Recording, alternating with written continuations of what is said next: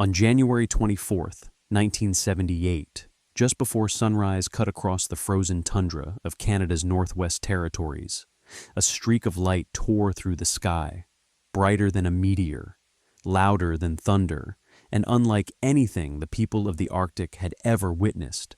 And for a moment, the early morning darkness lit up as though a silent atomic bomb had detonated above the snow-covered wilderness. What no one on the ground knew, not the hunters who paused mid-step, not the pilots preparing their aircraft, not the remote villages still tucked under winter silence, was that the fiery trail belonged to a falling Soviet nuclear satellite, a machine the USSR had launched into orbit 3 months earlier, a machine named Kosmos 954, powered by a miniature nuclear reactor and carrying nearly 50 kilograms of enriched uranium-235. It was part of the USSR's secret RORSAT program, radar ocean reconnaissance satellites, designed to hunt U.S. aircraft carriers and nuclear submarines from low Earth orbit using powerful active radar systems that consumed more electricity than solar panels could provide, forcing Soviet engineers to place actual nuclear reactors into orbit. This program, born out of Cold War paranoia and naval inferiority, made the USSR the only nation in history to deploy operational nuclear reactors in orbit as part of a weapons tracking system. And now, one of those reactors was plummeting uncontrollably toward North America, breaking apart into thousands of radioactive fragments as it slammed into the atmosphere. The earliest American warning came not from the sky, but from intelligence analysts at NORAD, who noticed erratic telemetry days earlier and had quietly prepared for the possibility that the satellite, already malfunctioning, might re-enter the atmosphere with its reactor still attached. The United States had warned Canada privately that a Soviet satellite with a nuclear power source was decaying in orbit, but even Washington didn't know exactly when it would fall or where the debris would land. The Soviet Union, meanwhile, refused to admit anything was wrong, maintaining strict silence even as internal reports showed that Kosmos 954's reactor failed to jettison into a higher, safe disposal orbit, trapping its uranium core inside the satellite's main body. When the fireball finally ripped across the Canadian sky, NORAD immediately identified it, confirming the worst-case scenario. Kosmos 954 had re-entered the atmosphere intact, scattering its nuclear heart across one of the most remote regions on Earth. What followed would become one of the largest, most dangerous, and most politically explosive search and recovery missions of the Cold War. A race to find irradiated satellite debris before wind, wildlife, or snow could bury it beyond reach. As dawn broke, Canadian military units scrambled to determine whether the streaking fireball had been an aircraft crash, a missile, or something else entirely. Radar stations began reporting anomalous detections.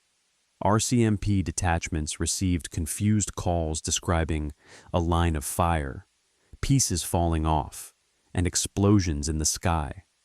By mid-morning, both Canadian and American intelligence agencies confirmed the truth. A Soviet nuclear-powered satellite had broken apart somewhere over Great Slave Lake, dropping radioactive debris across a footprint nearly 600 kilometers long. Behind closed doors, political panic began almost immediately. Canadian Prime Minister Pierre Trudeau demanded answers from Moscow. The U.S. State Department drafted emergency diplomatic messages.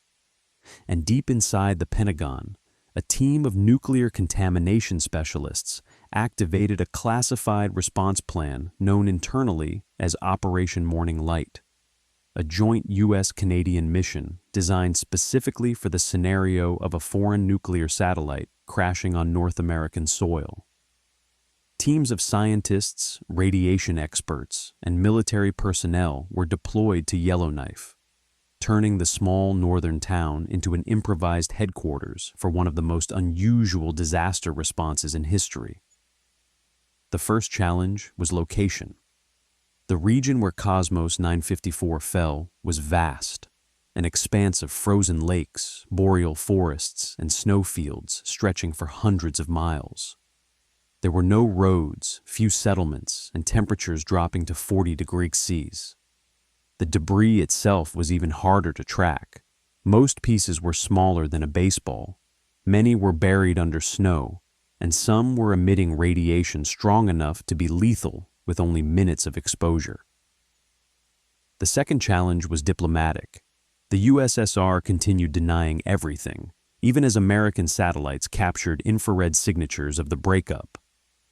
When confronted directly, Soviet diplomats claimed the satellite had completed its mission successfully, a statement that infuriated Canadian officials who were already finding radioactive contamination on the ground.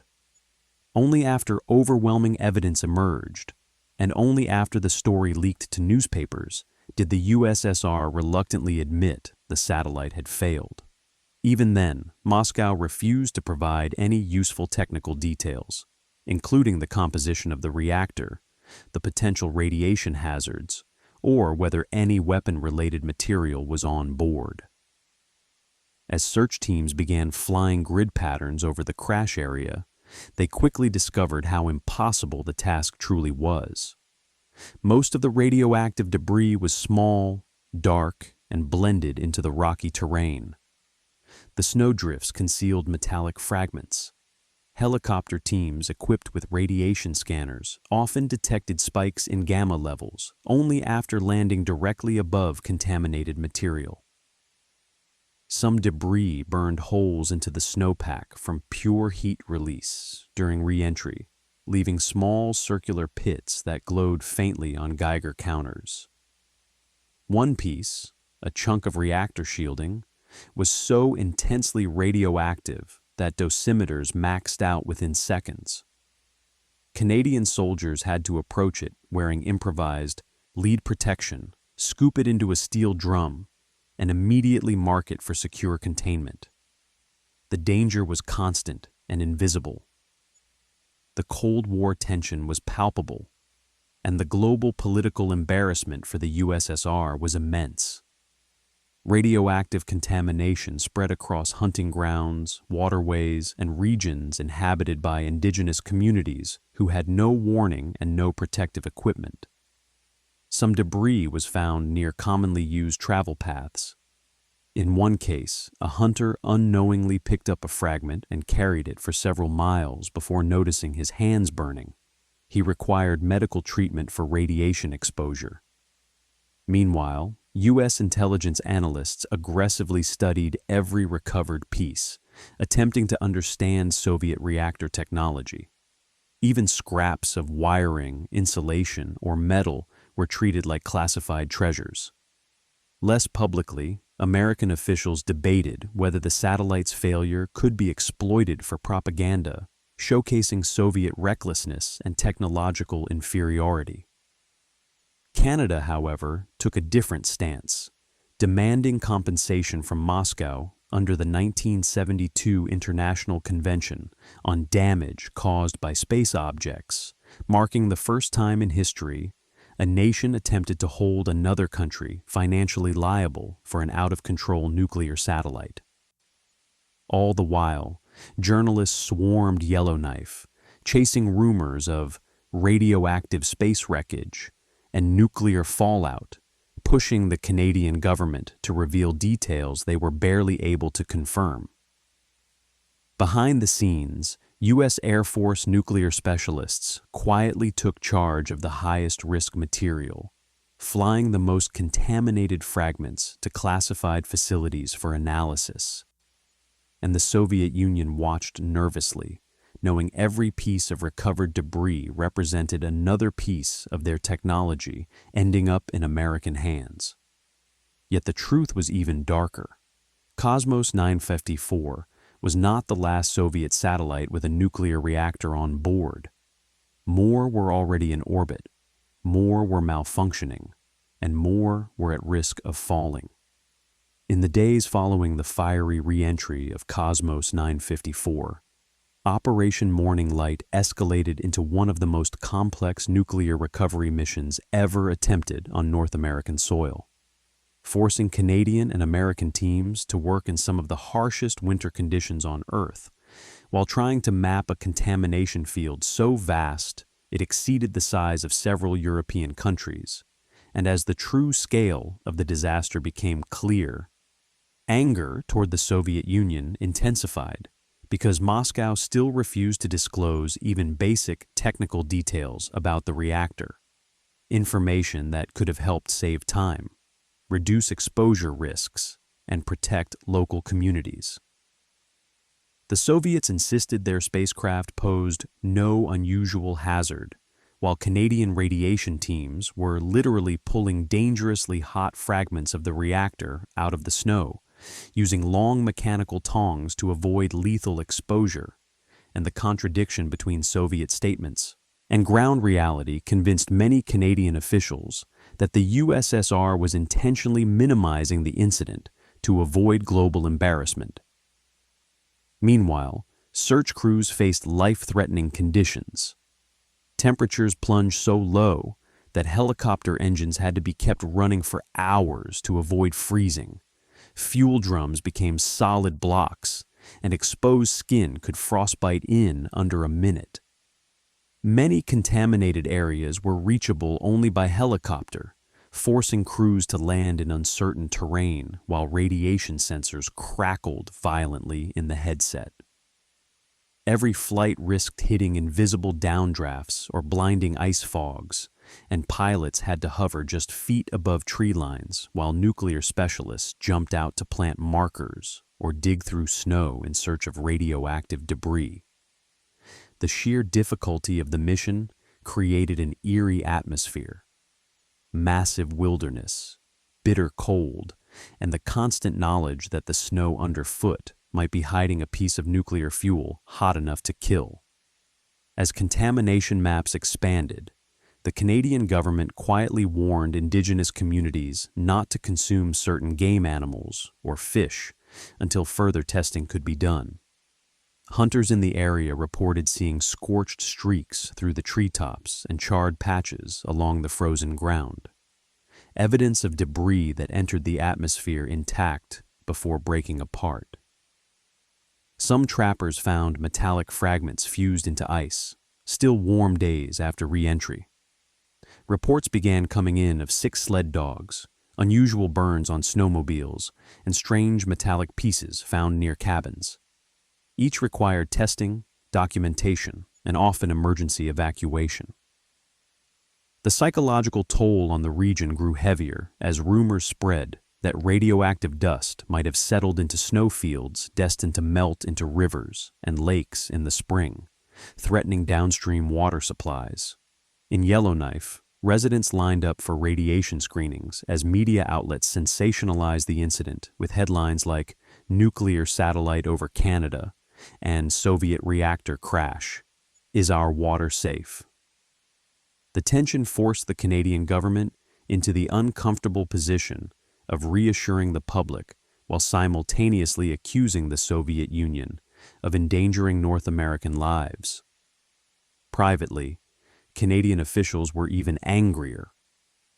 A classified report prepared for the Prime Minister stated bluntly, "Had Kosmos 954 re-entered over Ottawa, Toronto, or any U.S. metropolitan center, casualties could have been extensive."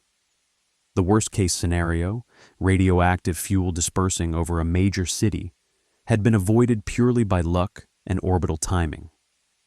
Meanwhile, American nuclear experts flown from Los Alamos and the U.S. Air Force Weapons Laboratory were stunned by the levels of contamination. The satellite's nuclear reactor used a highly enriched U-235 core, and when Kosmos 954 broke apart during atmospheric re-entry, portions of the core vaporized and spread microscopic radioactive particles across enormous distances. This made cleanup nearly impossible. You could detect radiation with instruments, but you often couldn't see the source. Snow carried particles into riverbeds. Wind blew contamination into tree branches. Some areas had radiation levels dozens of times higher than natural backgrounds. And the fact that much of the debris shattered into unrecognizable fragments meant the U.S. couldn't easily reconstruct the reactor's internal design. Still, every piece recovered was hauled to secure facilities, photographed, swabbed, and cataloged. Fragments of shielding, melted electronics, structural supports, and scorched wires all offered clues about Soviet engineering. American analysts were thrilled. They were getting direct access to Soviet space nuclear technology, something intelligence agencies normally could only dream of. Yet, the mission remained dangerous. On February the 2nd, a Canadian soldier collapsed from acute radiation exposure after unknowingly walking within inches of a highly contaminated object buried under snow. He survived, but only after emergency treatment. On February 4th, a U.S. specialist discovered a spherical chunk of reactor material so radioactive that simply being within a few feet for more than a minute could have caused severe burns. The fragment was quickly encased in lead and flown south under armed guard. Incidents like these made Operation Morning Light one of the riskiest nuclear recovery efforts in Cold War history. Meanwhile, political pressure on the Soviets increased, and eventually Moscow sent a small delegation to Canada, but their cooperation was minimal and their behavior defensive. They denied that Kosmos 954 had caused any significant contamination, even while looking directly at Canadian maps marked with dozens of radioactive hotspots. They also refused to answer technical questions about the reactor's fuel composition, control systems, or potential hazards. Behind closed doors, one Soviet official said the debris could not be dangerous, prompting a Canadian officer to slam down a radiation reading showing levels high enough to destroy human tissue. The Soviets responded by suggesting the Canadian equipment was malfunctioning. The meeting ended in shouting. As the search expanded into March, weather shifts brought new problems. Snowstorms buried previously identified contamination sites. Melting ice caused debris to sink into wetlands. Radiation readings became inconsistent as particles migrated through the environment. Some areas once considered safe suddenly registered spikes. Teams had to revisit earlier sites, digging meters into the snow to uncover material invisible on the surface. In some cases, searchers found metallic fragments at the bottom of melt pools, objects that had sunk through ice due to heat during re-entry and remained trapped underwater. But the deeper story developing behind the scenes was even more alarming. Intelligence analysts determined that Kosmos 954 was one of dozens of similar Soviet satellites in orbit, and several were already experiencing malfunctions. The Soviet RORSAT program depended on nuclear reactors because their radar systems consumed too much power to run on solar energy, and reactor cores were supposed to be jettisoned into disposal orbits at the end of a mission. High, stable trajectories where they would remain for centuries. But engineering failures, rushed deployments, and the inherent complexity of launching nuclear reactors into orbit meant that malfunctioning satellites sometimes failed to separate their reactor cores from the main body. When that happened, the entire spacecraft would eventually fall back to Earth in an uncontrolled descent, just like Kosmos 954. American analysts discovered at least 3 more Soviet satellites with similar defects, meaning Kosmos 954 was not an anomaly. It was part of a pattern. But even more concerning was the Soviet Union's steadfast refusal to modify their program. Despite the global fallout, both political and literal, the USSR continued launching nuclear-powered RORSATs. From their perspective, the the satellites were strategically essential.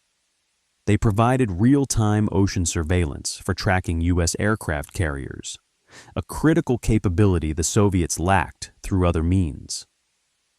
The United States publicly condemned the program while privately studying the debris for intelligence value. But Canada, the nation directly affected, bore the operational burden, spending millions of dollars, deploying hundreds of personnel, and risking lives to clean up someone else's nuclear mess. As March turned into April and the mission entered its second phase, Operation Morning Light had already recovered more than 100 pieces of radioactive debris, and experts believed this accounted for only a fraction of the total reactor mass. The largest and most dangerous fragments might still be buried somewhere in the wilderness, and the spring thaw was coming. As April approached and the vast Canadian wilderness began its slow transition from deep winter to early spring, Operation Morning Light entered its most dangerous and unpredictable phase because melting snow threatened to carry radioactive particles into rivers and lakes while simultaneously exposing new debris that had remained hidden beneath ice for months, and search teams, already exhausted from months of work, now faced unstable terrain, rising water levels, and rapidly shifting contamination patterns that made previous maps nearly useless. Helicopter pilots reported entire landscapes transforming within days, frozen lakes developing soft spots, tree lines sagging under melting snow, and marshlands reappearing where solid ground had been only a week earlier. This meant many previously accessible areas were suddenly too dangerous to land on, forcing crews to rely on aerial radiation detectors that were far less precise than ground measurements. At the same time, animals stirred from winter. Torpor. Caribou herds began migrating. Wolves tracked their movements, and smaller animals like foxes and hares roamed across contaminated zones without any way of detecting the invisible hazard. Biologists warned that radioactive particles could cling to fur, paws, and carcasses, spreading contamination far beyond the original crash corridor. Hunters and trappers were urged to avoid large sections of land, a recommendation that disrupted traditional indigenous hunting patterns and generated resentment toward both the Soviets and the Canadian government.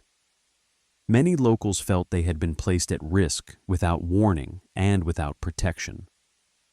Meanwhile, political tensions escalated in Ottawa as opposition parties accused the government of downplaying the danger. Journalists demanded transparency, and American officials expressed growing concern that Canada's slow cleanup might allow sensitive Soviet reactor material to fall into the wrong hands. To address these concerns, the U.S. Air Force expanded its presence in Yellowknife, bringing in more specialized equipment, portable radiation laboratories, and classified analysis tech normally reserved for nuclear weapons incidents. These reinforcements transformed the small northern community into a de facto nuclear recovery command center, unlike anything Canada had ever hosted. But even with increased manpower, the mission remained nearly impossible. Radioactive dust, invisible to the eye, was now detected miles from the initial hotspots, carried by seasonal winds. A single particle could trigger high readings on instruments, but be almost impossible to locate visually. Search teams often ended days cold, wet, and demoralized after hours of scanning a grid, only to find nothing except low-level contamination spread thinly across vast areas. Yet the stakes grew higher each week. American intelligence had concluded that the reactor core likely fragmented into hundreds of pieces during atmospheric breakup, and the majority of these fragments were still unaccounted for. Some might be harmless, burned away during re-entry, but others could contain concentrated uranium capable of delivering lethal radiation doses in seconds. Worse, The U.S. suspected that intact components containing valuable Soviet technology might still be buried in ice or snow, leaving open the possibility that scavengers, foreign agents, or even uninformed civilians could stumble upon highly classified material. This fear triggered a covert parallel mission. American intelligence operatives quietly monitored the region to ensure no unauthorized individuals accessed radiation sites. Canada cooperated, but insisted on oversight, worried about American overreach. The Soviet Union, for its part, attempted to send its own observer delegation, supposedly to assist, but privately hoping to track what material Canada and the U.S. had retrieved. Their request was denied. Through April and May, recovery teams uncovered several large fragments containing charred electronics, twisted metal frames, and pieces of the radar system used by RORSAT satellites. American analysts were ecstatic. Each recovered component represented a leap in understanding Soviet space surveillance systems. But the most radioactive fragments remained elusive.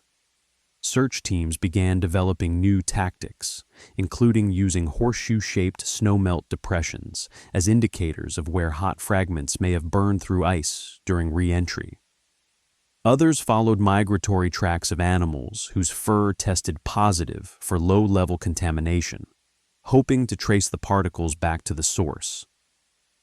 In one dramatic discovery, a Canadian ranger spotted a fox with severe burns on its paws. Following its tracks led a search team to a buried fragment so radioactive that readings spiked to dangerous levels even from inside a helicopter circling overhead. The team had to lower a remote-controlled grabber to extract the fragment without exposing personnel. Incidents like this underscored how deadly Kosmos 954 truly was, despite Soviet claims minimizing the danger. Meanwhile, diplomatic battles intensified. Canada formally presented the Soviet Union with a bill totaling nearly $6 million in cleanup costs, an unprecedented use of the 1972 Space Liability Convention. The Soviets balked, insisting the number was inflated and that the damage had been exaggerated for political gain. Tense negotiations dragged on for months, with Canada insisting that a nuclear-powered satellite crashing onto its territory was a clear violation of international norms. The USSR eventually agreed to pay only a fraction, about half, of the demanded amount, framing it as a goodwill gesture rather than an admission of guilt.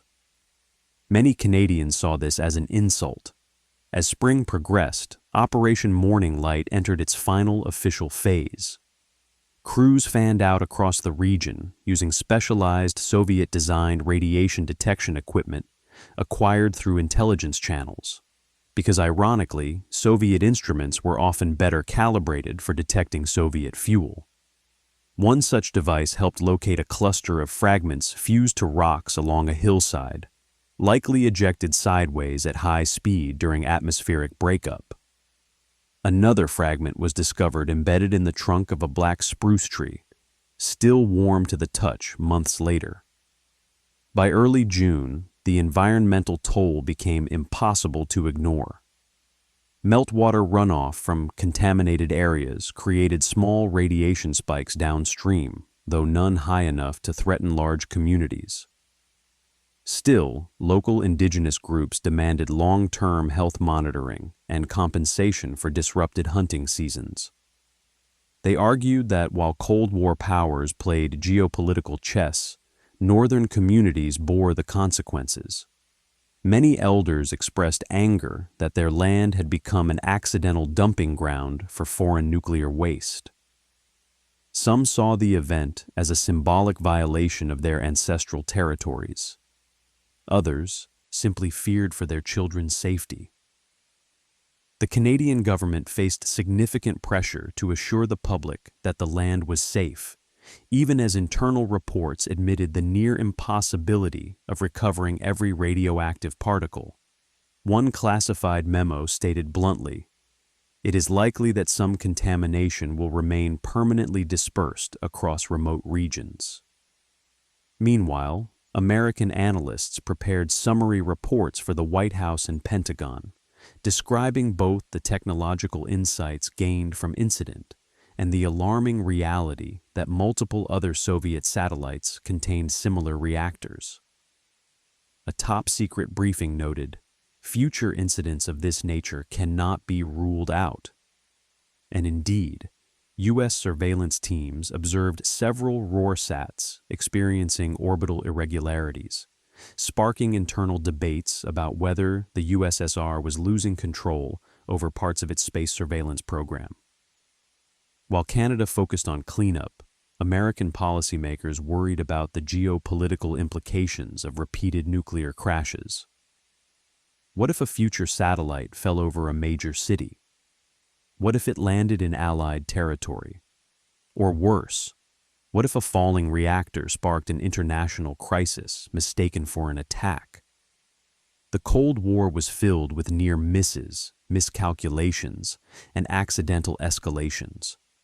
Kosmos 954 was another addition to that list, an event that could easily have spiraled into something catastrophic had the debris fallen over a metropolitan area.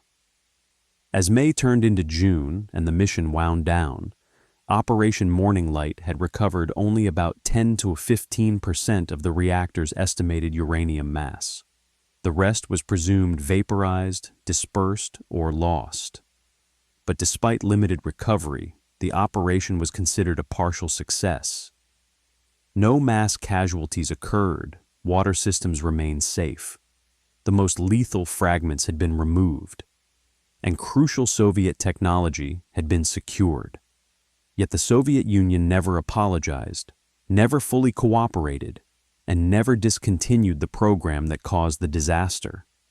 Instead, they launched additional nuclear-powered satellites over the next decade, each one a potential repeat of Kosmos 954. The Cold War wasn't over, not even close, and the next malfunction could be far worse.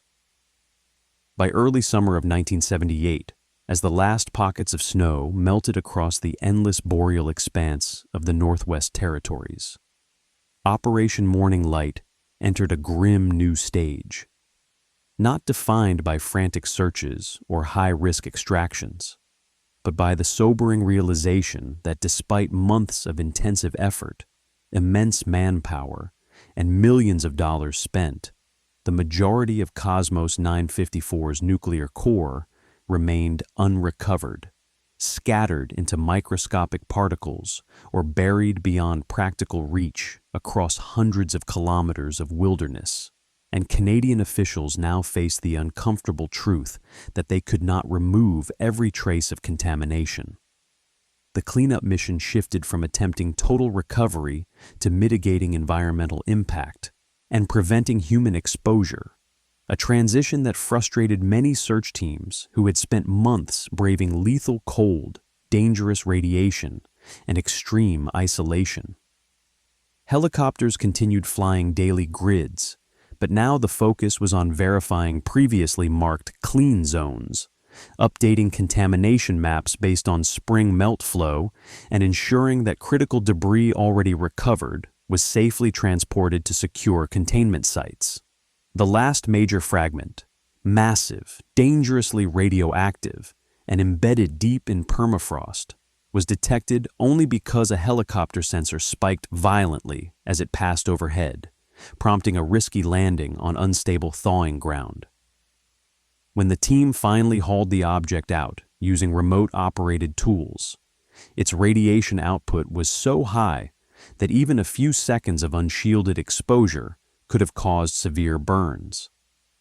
It was exactly the kind of fragment that Canadian officials had feared might remain undiscovered. This final high-risk recovery reinforced the unsettling reality that other pieces might still lie hidden, waiting for chance discovery by a trapper, a child, or an animal. With recovery winding down, political negotiations took center stage. The Canadian government pressed the USSR harder than ever for compensation, drawing on detailed reports documenting contamination levels, recovery efforts, personnel injuries, and long-term environmental risks. Ottawa argued that the Soviet Union had violated the 1967 Outer Space Treaty by allowing a nuclear-powered satellite to re-enter uncontrolled, and that under the 1972 Space Liability Convention, the USSR was fully liable for damages caused by its space objects. The Soviets countered by claiming that the reactor's containment system had functioned within expected parameters, and that Canada was exaggerating costs for political gain. Tensions rose. Behind closed doors, Canadian diplomats privately expressed disbelief at Soviet arrogance, noting that Moscow seemed more offended by the public embarrassment than concerned about environmental damage or civilian risk. The United States, meanwhile, played a delicate balancing act, supporting Canada's demands while quietly profiting from the intelligence windfall. For U.S. analysts, Kosmos 954 provided invaluable insight into Soviet naval strategy. The RORSAT program relied on nuclear-powered satellites because their active radar needed an enormous amount of energy to detect U.S. carrier groups across the world. Solar panels could not generate that power, meaning the USSR had decided to place actual nuclear reactors in space rather than rely on passive tracking systems. To American analysts, this decision revealed a Soviet weakness. The USSR lacked comparable space-based surveillance capabilities to the United States and took extreme and dangerous measures to compensate. Kosmos 954, in other words, was a symptom of Soviet inferiority, not superiority. But the intelligence value came with ethical questions. Some Canadian officials felt uneasy about the United States seizing reactor fragments under the guise of technical assistance, essentially turning a cleanup mission into an intelligence harvest. In Yellowknife, these tensions surfaced subtly in the interactions between American and Canadian teams. The Americans brought advanced equipment, expertise, and funding, but they also operated with a level of secrecy that frustrated Canadian officers who felt they deserved full transparency on foreign military material recovered on their own soil. Still, the partnership held, grounded in shared Cold War fears and the practical necessity of containing radiation. As summer progressed and temperatures rose, the mission faced new environmental challenges. Meltwater washed contamination into low-lying areas, creating unexpected hotspots hours or days after an area had been declared clean. Lakes and rivers had to be repeatedly tested. Soil samples were taken at dozens of locations, then flown south for analysis. In some cases, helicopters dropped floating sensors into melt zones to detect underwater radiation spikes. Engineers worried that residual contamination, though low level, would become embedded in the topsoil, complicating land use for years. To address this, officials restricted hunting and camping in certain zones, triggering protests from indigenous leaders who argued that their communities had already borne the burden of environmental disasters caused by distant governments. "This is not our war," one elder said during a community meeting, "but our land carries the scars." The statement resonated across northern Canada, highlighting the human cost of a conflict fought thousands of miles away. In Ottawa, political pressure intensified as media coverage continued. Canadian newspapers ran stories questioning why the Soviet Union was allowed to launch nuclear-powered satellites directly over North American territory. Environmental groups demanded stricter international regulations. Even some U.S. newspapers criticized the Soviet program as reckless and negligent. But Moscow held firm, insisting its satellites were essential for strategic stability and posing no unacceptable risk. The irony, of course, was that Kosmos 954 had posed extreme risk. Had it re-entered over Toronto, Chicago, or Seattle, the disaster could have dwarfed anything experienced in the Northwest Territories. American defense analysts calculated that if the satellite's reactor had remained mostly intact during re-entry and landed in a populated area, hundreds or thousands of people could have been exposed to dangerous radiation doses. The fact that it landed in remote wilderness was a stroke of incredible luck. Yet luck was a fragile thing. Intelligence reports indicated that at least a dozen Soviet RORSATs were currently in orbit, several with known malfunctions. NORAD analysts privately warned that another crash was not just possible, but likely. House received multiple briefings on the issue and debated whether to confront the USSR more aggressively. Some officials suggested threatening sanctions or demanding deorbiting protocols. Others argued that pushing too hard might escalate tensions or risk Soviet retaliation. After all, the Cold War was still near its peak. The Soviet invasion of Afghanistan was only a year away. NATO deployments were intensifying, and distrust between superpowers remained absolute. In this environment, Kosmos 954 became more than a nuclear accident. It became a symbol of Cold War recklessness, secrecy, and the terrifying fragility of global security. As Operation Morning Light officially concluded in October 1978, the final report revealed the stark truth.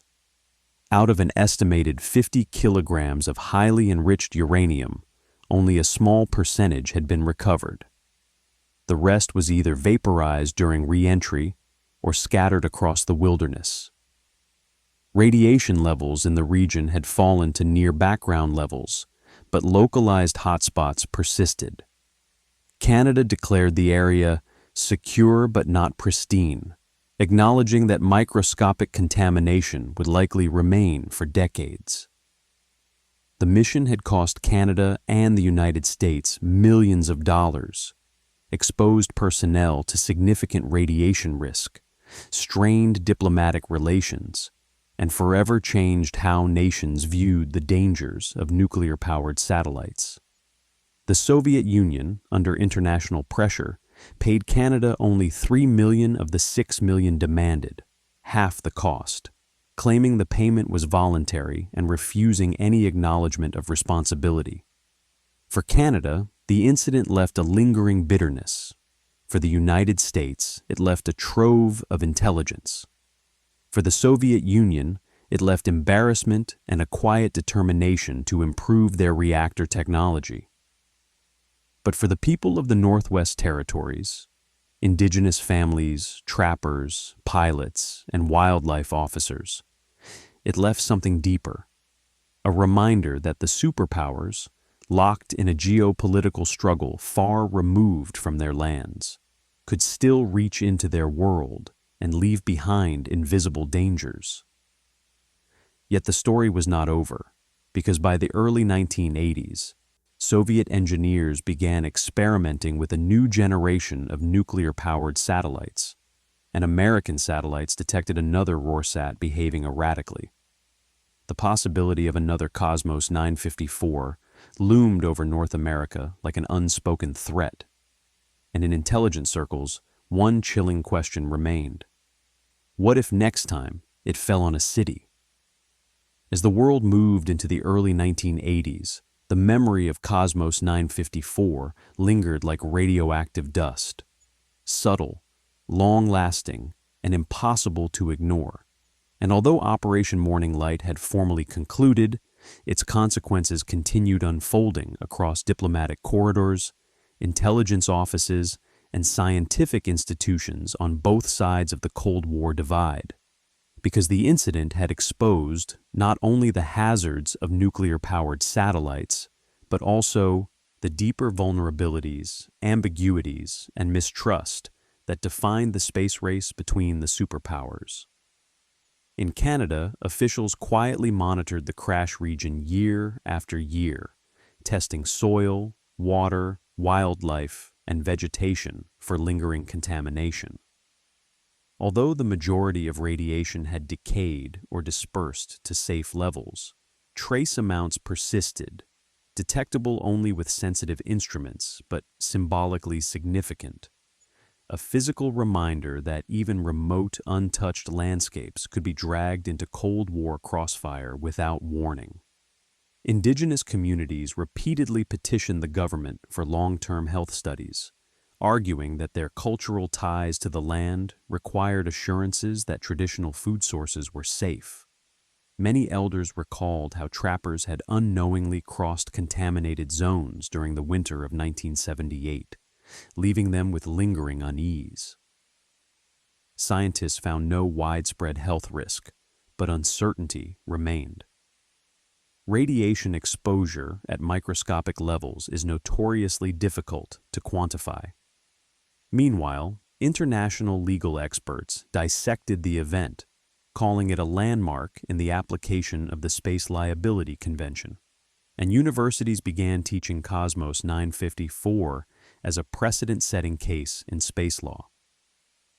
It was the first, and remains one of the only, times a nation sought official compensation for damage caused by another country's spacecraft. The convention itself, however, had limitations. It mandated compensation, but lacked enforcement power, meaning Canada had few options when the Soviet Union refused to pay the full amount. This highlighted an uncomfortable truth. The world's legal framework for space activity was ill-equipped to handle nuclear-powered satellites, especially when those satellites belonged to superpowers that ignored international pressure. In Washington, the intelligence community quietly celebrated the operation's technical windfall.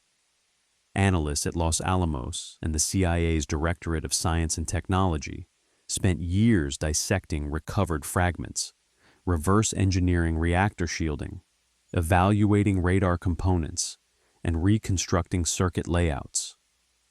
Every screw, weld, and charred cable offered clues about Soviet engineering philosophy: how they hardened electronics, how they regulated power output, how they structured redundancy, and how their radar architecture compared to American systems. Some analysts even joked that Kosmos 954 was a gift from the sky, though the joke was kept far from public ears. These insights influenced U.S. satellite programs, naval strategy, and missile defense planning throughout the 1980s. The United States also learned something even more valuable. The Soviet Union was heavily dependent on nuclear-powered ocean reconnaissance satellites because it lacked comparable ocean surveillance capabilities using non-nuclear technology. This weakness suggested that Soviet Naval Command might be vulnerable to disruption if their RORSAT program failed. It also signaled that the USSR struggled to track American carrier groups at long distance, an insight that shaped U.S. naval operations in the Pacific and Arctic.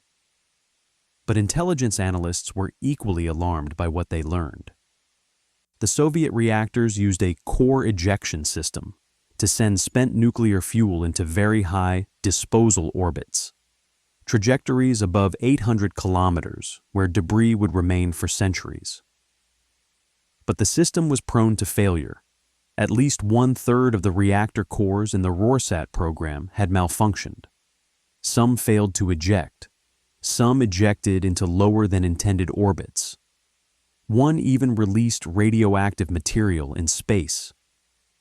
In effect, the Soviet Union had filled portions of Earth's orbit with nuclear waste, an invisible minefield circling the planet. American scientists raised concerns that a satellite collision or space debris impact could scatter radioactive fragments into lower orbits, threatening future spacecraft and astronauts. NASA grew increasingly uneasy, especially after the Challenger disaster forced a re-evaluation of acceptable risks in space. But the White House chose diplomatic silence. Confronting the USSR too aggressively risked escalating tensions during already volatile times. In the Soviet Union, Kosmos 954 was treated very differently, almost as if it had never happened. The domestic press reported virtually nothing. Families of Soviet engineers who worked on the RORSAT program were never informed of the crash details. Even military officers received only sanitized summaries. Privately, Soviet engineers were furious, not at Canada or the United States, but at their own government's refusal to acknowledge design flaws. Some had long warned that the Buk nuclear reactors used in the satellites were too fragile for uncontrolled re-entry. The idea that a failed satellite might plunge into North America was not abstract to them. It was a predicted outcome. Internal memos dating back to 1972 expressed concerns about reactor safety, but senior officials dismissed them, prioritizing strategic necessity over technical caution. After Kosmos 954, a small group of nuclear engineers pushed for improvements, but the Soviet military, deeply protective of the RORSAT program, resisted major redesigns. Instead, they implemented incremental fixes and quietly reassured political leaders that the system is robust. Their reassurances were hollow. In 1982, another RORSAT, Kosmos 1402, malfunctioned. Its reactor failed to separate, and the satellite began spiraling toward Earth. Panic spread through NATO intelligence networks. The memories of Kosmos 954 were too fresh. Once again, the world watched as a Soviet nuclear reactor drifted into a decaying orbit, threatening to fall over Europe, Asia, or North America. This time, the Soviets attempted to spin the satellite in a last-ditch effort to slow its descent and break it apart at higher altitude. It partially worked. The satellite fragmented in orbit, and the Declassified reactor re-entered separately. But instead of crashing over land, the reactor plunged into the South Atlantic Ocean, an outcome the Soviets framed as proof of their engineering competence. Western analysts disagreed. They called it a lucky splashdown. The incident reignited global debates about nuclear safety in space. Environmental groups began protesting Soviet embassies. The United Nations held emergency sessions. Canada issued formal warnings that if another satellite contaminated its territory, it would pursue more aggressive legal and diplomatic responses. But the Soviet Union maintained its stance. The satellites were essential, safe, and no more dangerous than American nuclear-powered spacecraft. The comparison was misleading. While the United States had launched nuclear-powered satellites, none contained reactors capable of surviving uncontrolled re-entry. American nuclear systems were designed to burn up completely in the atmosphere. Soviet systems were designed to survive, making them vastly more dangerous. As tensions rose, something surprising happened. The Soviet military began quietly phasing out nuclear-powered RORSATs. It wasn't because of international pressure, it was because of budget pressure. Economic decline in the early 1980s forced the Kremlin to prioritize essential programs, and the RORSAT program, with its expensive reactors and frequent failures, became harder to justify. Advances in electronics also made non-nuclear alternatives more viable. By the late 1980s, the RORSAT program effectively ended, but the legacy remained. Dozens of spent reactors still orbited Earth in disposal trajectories. Several malfunctioning satellites remained stranded in unstable orbits, and the debris from Kosmos 954 remained scattered across Canada, tiny fragments buried in soil, tree bark, and river sediment. They posed little danger, but they served as quiet reminders of Cold War choices made without regard for consequence. When the Soviet Union collapsed in 1991, newly accessible archives confirmed what Western intelligence had suspected for years. The failure of Kosmos 954 had been predicted internally, ignored politically, censored publicly, and misrepresented diplomatically. It was an accident waiting to happen, and by all accounts, it could have been far, far worse. In the decades that followed, Kosmos 954 became a case study in the risks of nuclear space technology. Environmental scholars analyzed the cleanup as a model for future disasters. Space law professors cited it when arguing for stronger international regulations. Military historians examined it as an example of Cold War brinkmanship with unintended consequences. But for the people of the Northwest Territories, those who saw the fireball streak across the sky, those who walked unknowingly near radioactive debris, and those whose lands became contaminated, Kosmos 954 was not an academic case. It was a lived experience. Its story passed into local memory, told by elders, recounted in community meetings, and etched into a shared understanding that even distant superpower rivalries could fall, literally, onto their land. And while the world largely moved on, one fact remained indisputable. Kosmos 954 was one of the closest calls of the Cold War that almost no one talks about today.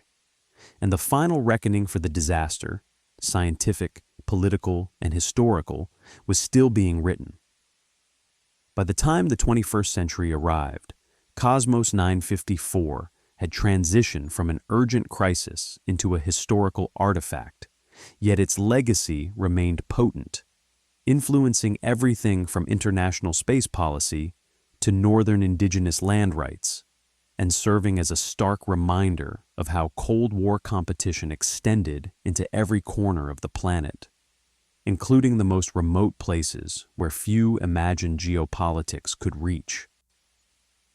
The crash itself faded from mainstream memory, overshadowed by louder Cold War events, but among scientists, military planners, and space policy experts, it was studied with renewed seriousness because the world had entered a new era in which satellites crowded low Earth orbit, nations developed anti-satellite weapons, and debris fields multiplied with each passing year.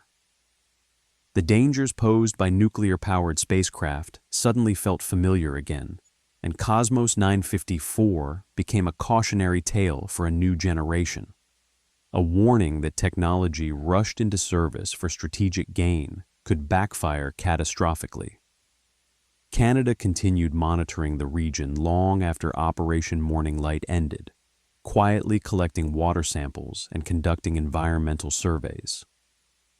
While official reports confirmed that radiation levels had returned to near background, the land carried a psychological imprint that remained far longer than the contamination itself. Stories about the space crash were passed down among families, intertwined with memories of strange lights in the sky, disrupted hunting seasons, and government teams in hazmat suits combing through snow. In the indigenous communities of the North, the event served as a symbol of how global superpowers had imposed risks on lands they did not know and did not respect. Elders recounted how animals behaved oddly that winter, how certain lakes took longer to freeze, how some hunters abandoned traditional routes out of fear. These stories kept the incident alive long after southern Canada and the United States stopped thinking about it. Meanwhile, in Washington, the intelligence value extracted from Kosmos 954 quietly shaped U.S. defense planning for decades. Analysts who studied the recovered fragments produced reports that influenced everything from satellite vulnerability modeling to naval strategy. The RORSAT program became a case study in Soviet over-reliance on brute force engineering, sacrificing safety for power output, and American planners used that knowledge to refine stealth approaches for carrier groups, knowing Soviet surveillance had inherent weaknesses. Yet even as intelligence communities celebrated the insights gained, some officials acknowledged the disturbing reality that the United States, too, had launched nuclear-powered spacecraft. The difference lay in design philosophy. American nuclear space systems were built to burn up completely in the atmosphere if something went wrong, while Soviet systems were designed to survive re-entry. This distinction became a quiet benchmark for future international space agreements, though never publicly acknowledged during the Cold War. The Soviet Union's collapse in 1991 made some archival information available, but even then, Russian officials remained reluctant to discuss the RORSAT program or its failures. What documents did emerge painted a picture of a system held together by political pressure, secrecy, and unrealistic demands. Engineers were expected to deliver results quickly, corners were cut, and safety protocols were often ignored or overridden. Several memos written years before the crash warned that if a reactor failed to eject its core into a disposal orbit, the satellite could fall anywhere on Earth. These warnings were ignored, not because engineers were incompetent, but because the political climate did not permit hesitation. The USSR could not risk losing track of U.S. carrier groups, and nuclear power offered the only viable solution at the time. Kosmos 954 was the inevitable result of this pressure. Internationally, the incident transformed discussions about nuclear materials in space. Organizations like the United Nations Committee on the Peaceful Uses of Outer Space began drafting stronger guidelines, and new norms emerged around transparency in space operations. Nations became more cautious when launching nuclear-powered instruments, avoiding reactors unless absolutely necessary. Even today, only a handful of modern spacecraft use nuclear reactors, and none resemble the design that crashed in 1978. But the incident also foreshadowed a larger problem: orbital debris. As decades passed, Earth's orbit filled with defunct satellites, rocket stages, fragments from collisions, and even paint flecks. Many of the spent reactor cores ejected from RORSAT satellites remain in high orbits, circling Earth like silent radioactive tombs. They pose no current danger, but could, in theory, become hazardous if struck by debris or destabilized by orbital decay.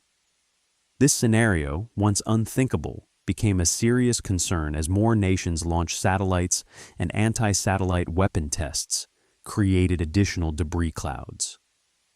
Space agencies worldwide quietly track the old Soviet reactors to this day, not because they fear immediate disaster, but because they learned from Kosmos 954 that improbable events sometimes become real, and when they do, they leave consequences that endure for generations.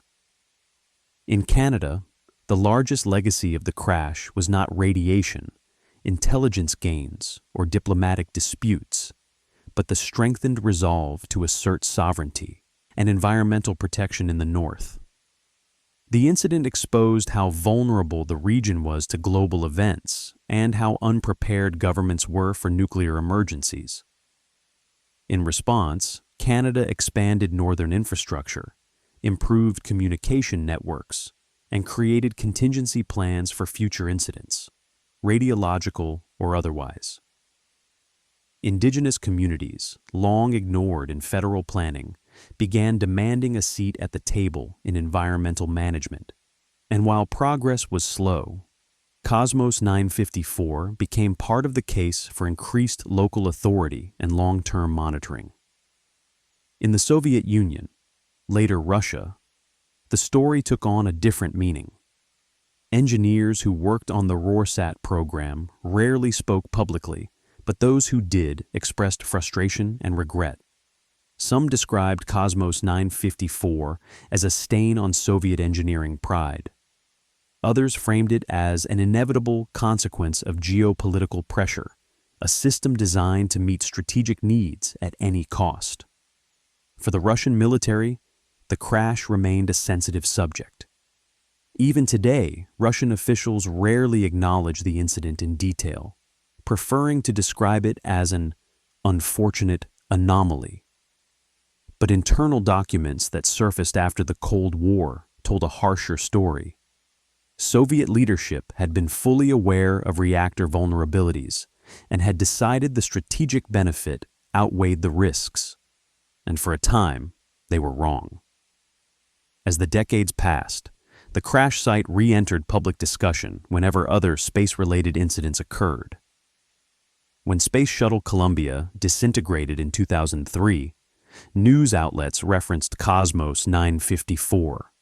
When China tested an anti-satellite weapon in 2007, debris experts cited the Soviet reactors still orbiting Earth.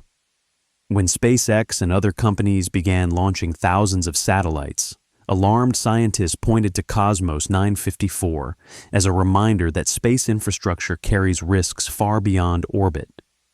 Yet despite its broader implications, Kosmos 954 remains underrepresented in Cold War narratives, a near-apocalyptic event overshadowed by more dramatic incidents like the Cuban Missile Crisis or Chernobyl.